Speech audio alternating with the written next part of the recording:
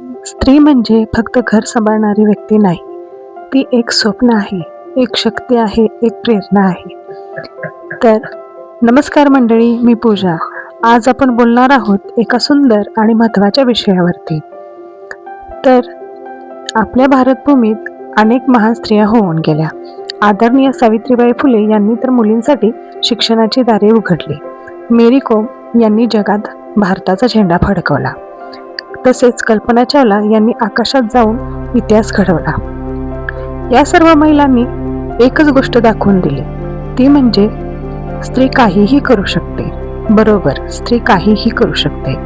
पण आजही अनेक महिला आपल्या स्वप्नांना थांबवतात.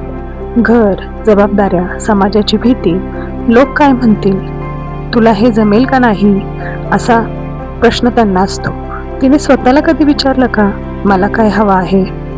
महिलांमध्ये सहनशीलता आहे, प्रेम आहे आणि सगळ्यात मोठी गोष्ट म्हणजे आत्मविश्वास सुद्धा आहे. फक्त त्याला जागा करण्याची गरज आहे. महिलांनी स्वतःसाठी वेळ काढा, आपल्या आवडी जोपासा, शिका, काम करा, प्रवास करा, नवीन काहीतरी सुरू करा. तुमचं हसणं, तुमचं स्वप्न, तुमचा आनंद हे सगळं महत्त्वाचं आहे. कारण जेव्हा एक महिला आनंदी असते ना, तेव्हा संपूर्ण कुटुंब आनंदी असतं. म्हणूनच आज एक वचन द्या. भीती नाही, कमीपणा नाही, स्वतःला कमी लेखणं नाही किंवा स्वतःला थांबवणं सुद्धा नाही. स्वतःवर विश्वास ठेवा, स्वतःची किंमत ओळखा आणि मन भरून जगा.